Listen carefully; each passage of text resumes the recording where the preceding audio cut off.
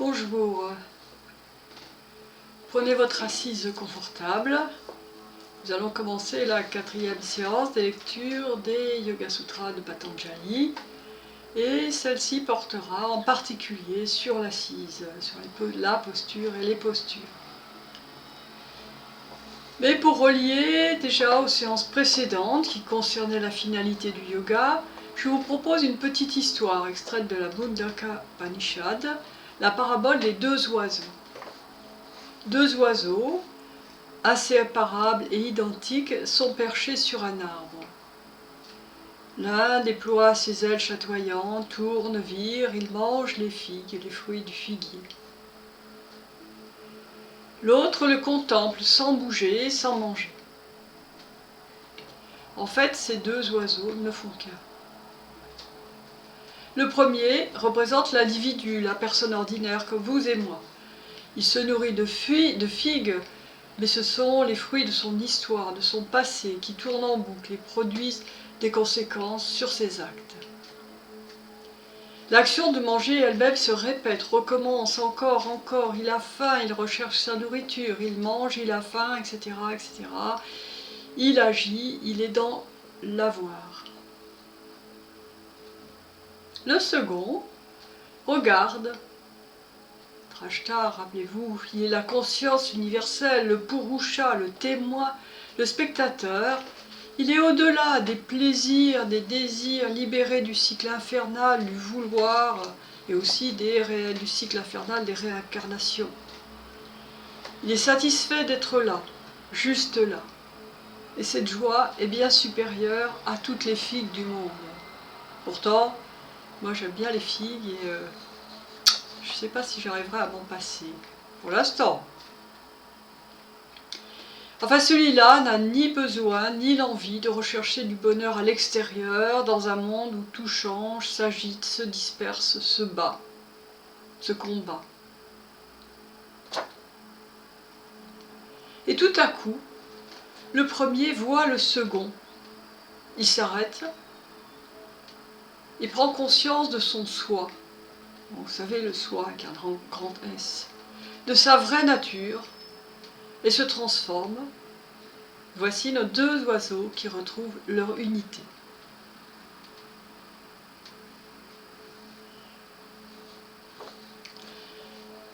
Alors dans la continuité de cette parabole, nous allons passer à la mise en pratique et la posture asana. On a fait cette posture assise. Pendant le temps qu'on y reste, qu'on peut y rester immobile, eh bien peut-être qu'on est cet oiseau immuable et serein, éloigné de tout désir, en tout cas qui fait en sorte de ne pas céder à la moindre envie de prendre un café ou d'aller se promener. Alors cette assise, cette posture, on la trouve dans le 2e chapitre des Yoga Sutras, les 2.46 qui disent Sthira Sukham Asana. Alors as, la racine c'est être assis, à le lieu, donc le lieu où être assis. Sthira, je vous en parle souvent, c'est se tenir, s'établir, donc il y a l'idée d'une fermeté. Et Sukham c'est une forme de bonheur sucré, de joie comme cela, de manger un bon gâteau. Le lieu donc où se tenir fermement et confortablement, Gérard Bliss a traduit et que Françoise Mazet a repris dans les Yoga Sutras du Patanjali qu'elle a traduit, être fermement établi dans un espace heureux. C'est beau. Donc, malgré la difficulté de cette posture, parce qu'elle est difficile, on peut y être bien.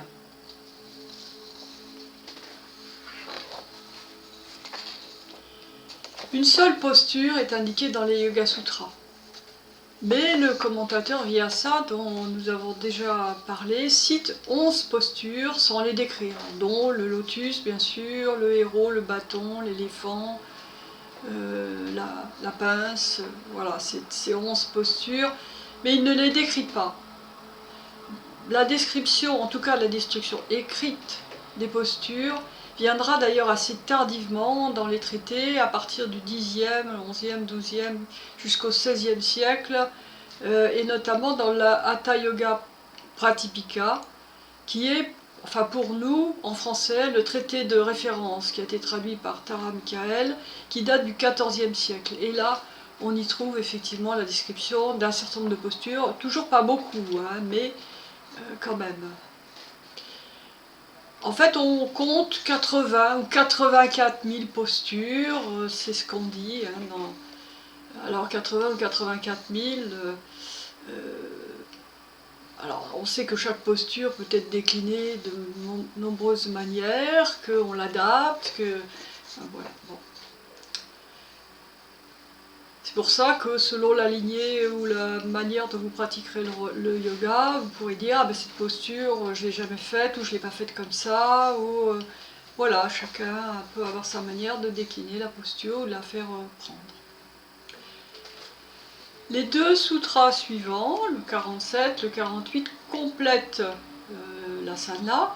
Le 47, on atteint la posture par la méditation et le relâchement des tensions. Ou bien grâce à la méditation vers l'infini et le renoncement à l'effort.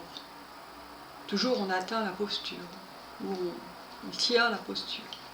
Ou bien par la relâche de l'effort et la transformation de la pensée en infini. On retrouve, quoi qu'il en soit, cette idée à la fois d'être dans l'infiniment et en même temps de relâcher les tensions. Donc renoncer à tout volontarisme, à tout effort, à porter son attention vers cet absolu. Rappelez-vous, le voyant établi dans sa vraie nature. Le 48, le sutra 48 est intéressant également, puisqu'alors le yogi n'est plus assailli par le couple des contraires, par le dilemme des conflits, où les conflits d'opposés cessent de le perturber. Vous voyez, il y a plusieurs façons de traduire, mais on revient à la même chose. Il est dans un état d'équanimité, c'est-à-dire absolument neutre, où ni le chaud, ni le froid, ni le désir, ni l'aversion, ni l'amour, ni la haine, ou toute autre contradiction ne le travaille, ne le dérange. Pour Vyasa, notre commentateur, ce relâchement des tensions permet la réalisation d'une posture parfaite, sans agitation du corps, et le fait que l'esprit, chitta, c'est le même mot, puisqu'il y a plusieurs déclinaisons de l'esprit, mais le mot chitta, c'est le mot qu'on trouve dans le deuxième sutra, yoga, chitta, vritti, l'arrêt des tourbillons de l'esprit. L'esprit devenu infini, ananda, dans la félicité, dans la joie, entraîne la perfection de la posture. Lorsque le yogi donc peut considérer que lorsque le yogi est en harmonie avec l'infini, transformé comme l'oiseau et identifié à lui, alors il n'est plus lié au corps et la posture n'est plus ni difficile ni douloureuse. C'est ce que dit Vyasa. Quand on lit ces commentaires, moi je me pose une question. On ne sait pas trop si c'est parce qu'on est en harmonie avec l'infini ou parce qu'on est dans la posture avec aisance qu'on atteint le fameux état souhaité ou la vraie nature. C'est parce qu'on est dans la posture ou c'est parce qu'on médite sur l'infini que la posture... alors pour comprendre un peu mieux cela, je pensais qu'il fallait se relier à nouveau au premier chapitre, au sutra 12, 13, 14. Dans le 12, on dit « L'arrêt de l'agitation du mental s'obtient par une pratique intense, abhyasa, et le détachement. Détachement, l'absence de passion, l'absence de raga. » Donc, on peut considérer que l'asana étant une pratique intense, la posture en elle-même, favorise ou permet l'arrêt de l'agitation du mental. Voilà, Vyasa commande, grâce à l'action de détachement, le flux en direction de l'avoir diminue. La pratique intense prend ainsi racine dans la joie, sukham, de la contemplation. Ainsi, le détachement n'est pas le fruit d'une résignation triste ou douloureuse, mais une joie supérieure au plaisir des sens, pensons à notre oiseau de tout à l'heure, alors le yogi s'appuie sur une stabilité que rien ne peut ébranler. Alors, la pratique intense prend racine dans la joie et en même temps, grâce à l'action de détachement, on arrive à une stabilité. Et c'est complété par le 13 et le 14, la pratique assidue et l'effort soutenu pour apaiser le mental. Il y a d'autres traductions. Elle deviendra habituelle si elle est poursuivie longtemps de façon ininterrompue, avec ferveur et constante. Donc on voit que l'un sans l'autre, c'est vraiment interagissant. Il faut la posture et en même temps la méditation vers l'infini et le détachement. Donc pratiquer conduit à un état stable, ferme et inébranlable. La posture à ce moment-là et le postulant, je ne sais pas si on peut appeler l'adepte ou le pratiquant, ne font qu'un. C'est ça, nous sommes notre posture. Nous ne sommes plus rien d'autre que cet état de posture, d'asana. Replaçons l'asana dans le texte, puisque lui se situe au 2e chapitre, celui des moyens pratiques à mettre en œuvre pour créer les conditions favorables à ce processus de transformation. Donc encore là, on pense que l'asana est un moyen et pas une fin en soi. Et en même temps, c'est dans ce moyen qu'on atteint la fin. C'est la stratégie pour amener le mental à découvrir, lâcher ce qui l'encombre. C'est dans ce 2e chapitre qu'on trouve cette stratégie. Comme je vous l'avais indiqué, le titre de ce 2e chapitre d'ailleurs fait référence à la stratégie. Et on y parle de la pratique du yoga comme moyen pour lutter contre la souffrance, ou plus exactement pour débusquer les causes de souffrance, et klesha. Une souffrance non encore advenue peut être évitée. La première des souffrances, c'est l'ignorance, avidya, l'aveuglement, dont toutes les autres découlent. On reviendra forcément sur cette question des causes de souffrance et des moyens préconisés par les Yoga Sutras pour les éviter, parce que c'est quand même le cœur de l'être humain. Dans le bouddhisme, on retrouve ça aussi, mais dans d'autres voies, c'est la souffrance. L'être humain, il y a quand même le fait qu'il s'est associé. Nous vivons et nous connaissons la souffrance. Heureusement, pas que ça, mais voilà. Donc, comment nous libérer de cette souffrance pour être dans un état perpétuellement heureux. Enfin, c'est pas le bonheur de la société de consommation, hein, on est d'accord. Bon, aujourd'hui, nous nous intéressons aux moyens pour développer nos facultés de discernement. Avec les 8 membres du yoga, donc H8, Anga, membres, qui sont devenus la base de pratique dans toutes les formes de yoga aujourd'hui, pas seulement dans celle qu'on appelle Ashtanga. Ces 8 membres du yoga, toutes les voies, les lignées de yoga vous en parleront, on vous en parlera. Hein. Les 2 premiers membres concernent des règles de vie, de comportement vis-à-vis de soi-même et vis-à-vis d'autrui. Yama, Niyama. Et la première de ces règles, c'est Ahimsa, traduit souvent par la non-violence, mais c'est plutôt la non-nuisance à soi-même et aux autres. Ce sujet mérite également une séance, on y reviendra.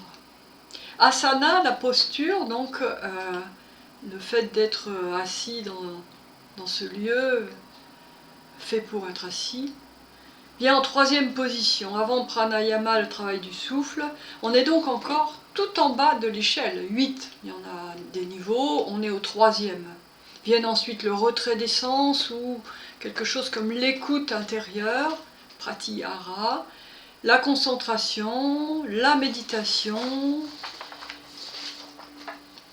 et puis le fameux samadhi. Samadhi, difficile à traduire, unité, absorption, extase.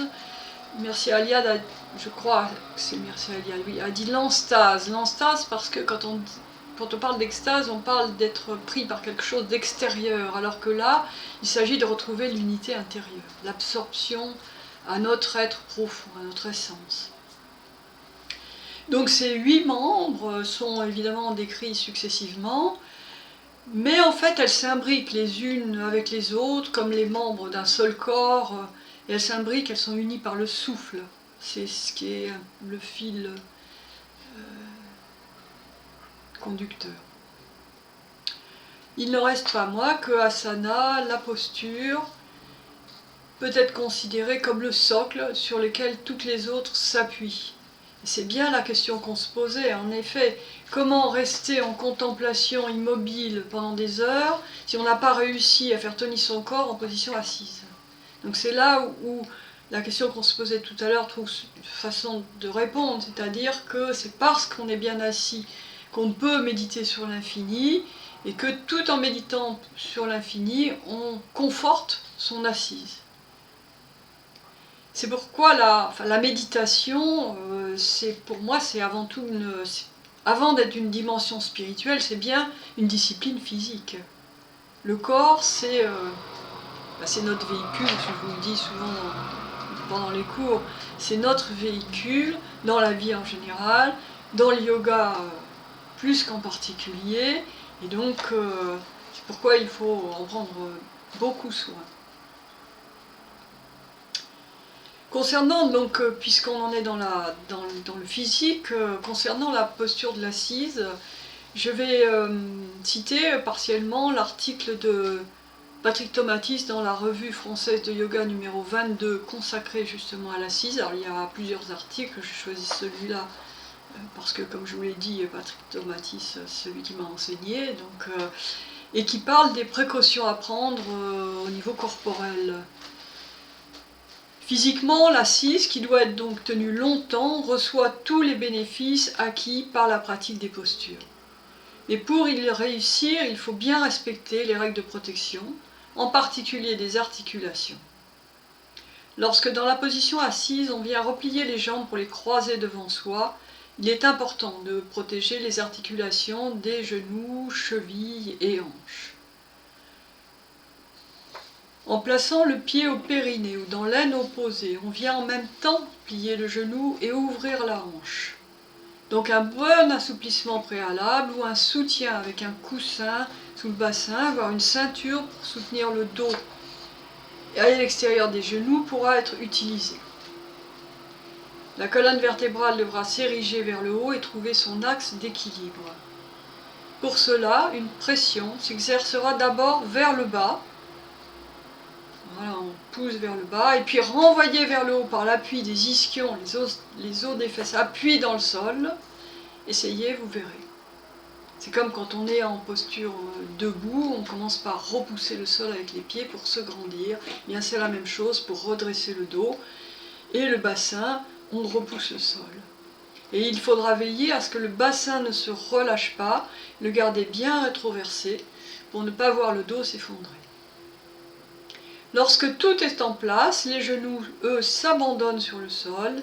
On laisse également tomber les épaules, les bras, les mains, les poignets, les mains sur les cuisses. Voilà une belle posture d'assise. Vous la voyez, quand on lit ça, on la voit se faire. Essayez. À cette description très précise, j'ajoute quelques mots d'André Van Liesbeth, qui dit que la réunion des pieds et des mains est très reposante pour le mental et que l'orientation des paumes vers le haut a un effet sédatif. Le redressement de la colonne vertébrale et l'ouverture de la cage thoracique favorisent bien sûr la respiration qui se place, pour lui, la place au centre de gravité, vous savez le hara des japonais, c'est 2 doigts au-dessus du nombril, et donne de l'assurance, de la sérénité, dissipe les angoisses et favorise la concentration.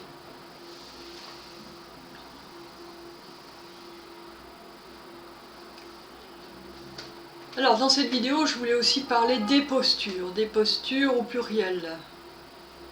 Et pour cela, je vais me référer à l'introduction qu'a faite Isée Tardant-Masquelier dans la revue française de yoga numéro 20, recueil des postures.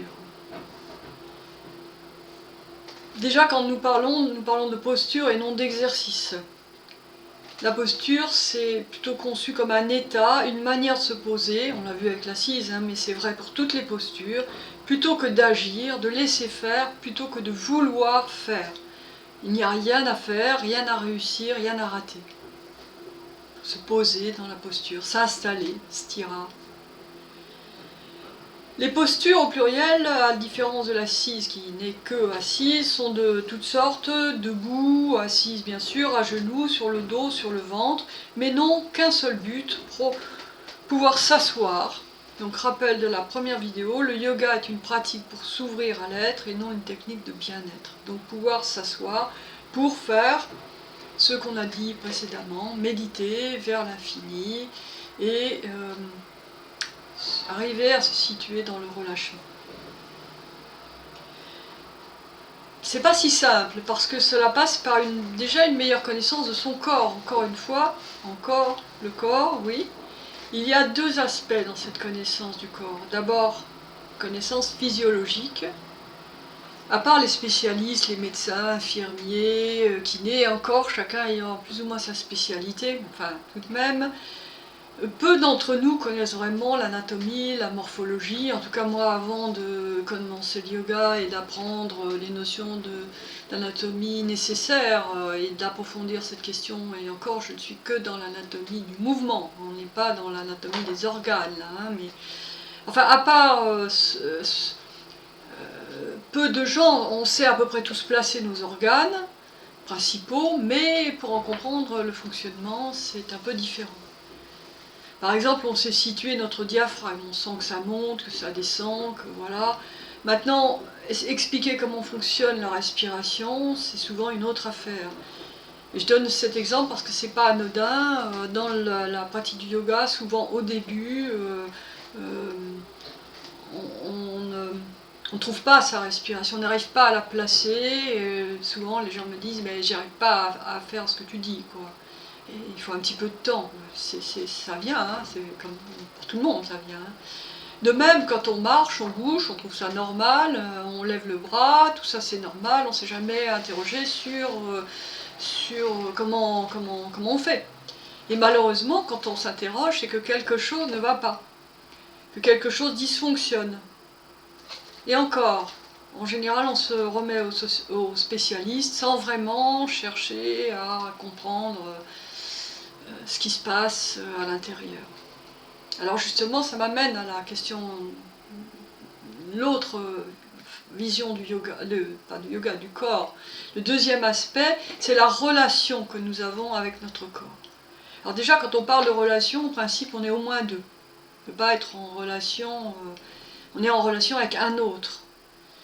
Et ce corps, bien qu'il soit le nôtre, il est parfois, nous y pensons comme à un étranger, voire un inconnu. Un inconnu qui nous joue des tours, qui nous fait des malheurs, qui nous crée des dérèglements. C'est pas nous, c'est le corps. Ah, vous voyez bien ce que je veux dire. On ne sait pas ce qui se passe, c'est le corps qui ne va pas. Et le corps, c'est nous, malgré tout. Mais on le vit comme distancié, on le vit comme on le nomme aussi. Hein. C'est toujours, on le pense avec des mots. Cette relation, elle est de l'ordre de l'intime. Elle est de l'ordre de l'intime, avec tout ce qu'on ne veut pas savoir. Tout ce qu'on ne veut pas savoir, tous nos freins, nos blocages, nos complexes et autres caractéristiques inconscientes que le corps porte et supporte. Supporte dans tous les sens. Il le supporte, c'est-à-dire qu'il vit avec, mais il le supporte aussi, ça lui pèse. Ça lui pèse. Et souvent sans que nous trouvions les mots pour le dire.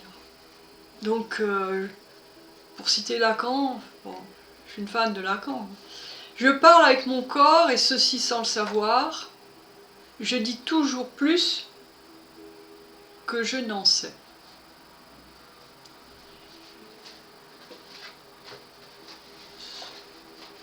On reparlera peut-être de cette question du corps et du rapport mental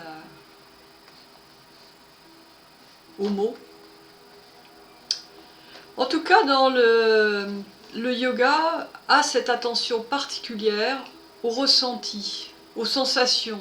Justement, pas de mots, mais quand même une attention au ressenti, aux sensations qu'il développe dans les postures, par la respiration, par le silence, et qui parfois favorise la prise de conscience de nos blocages et permet de trouver certains mots.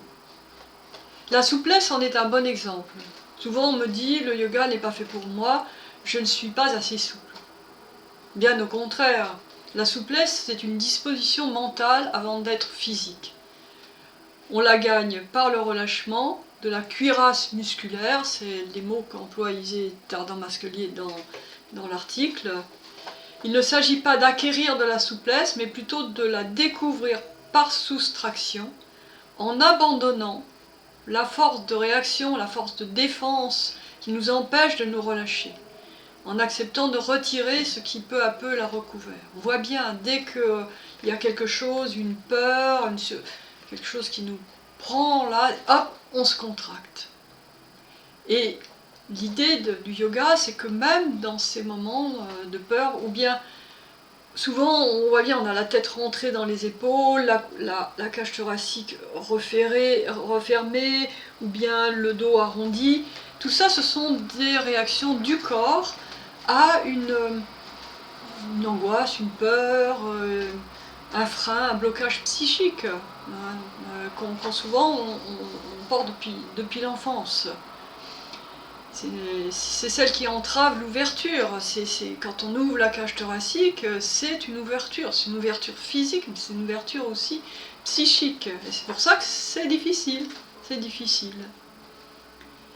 La cause pour chacune de nous, elle en est différente. Et encore une fois, je vous lis, elle est souvent très très ancienne. Mais la manifestation dans le corps, elle est là. Et donc quand on l'a déjà vue, quand on l'a repérée, eh bien c'est déjà à moitié résolu. Je cite encore Isée, la respiration est le fil conducteur de cette connaissance du corps. En effet, elle permet d'installer un état neutre, d'observation sans tension, j'ajoute sans jugement et sans affect, un état d'empathie avec soi-même.